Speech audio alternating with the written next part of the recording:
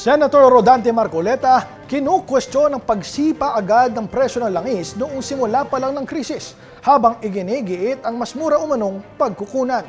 Narito ang report. But you have to prove me wrong kung talagang mali ako. Ito ang iginiit ni Senator Rodante Marcoleta hinggil sa datos na ibinahagi sa Senado kamakailan kaugnay na mukahing alternative source of fuel sa Singapore. Ayon kay Marcoleta, may lunas ang krisis, ngunit ang problema ay ayaw makita ang solusyon dito.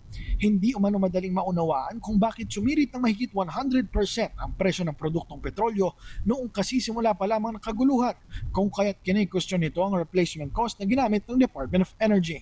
Patuloy naman itong binibigyan diin ng kanyang panukala. Kung hindi po totoo yung data na kinuha ko mula sa aking informant, I will apologize to the nation. Nagkamali po eh.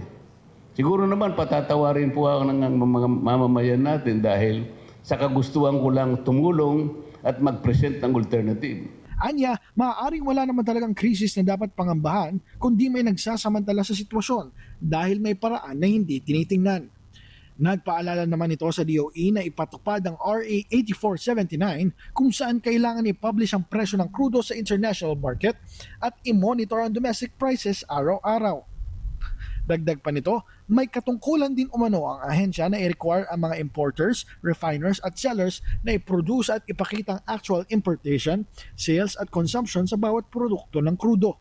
Samantala, validation sa ibinahaging datos at sa replacement cost ang panawagan ni Marcoleta bilang solusyon sa oil crisis. Wala rito sa Senado. Ako, si Gazi Sarik, nag-uulat.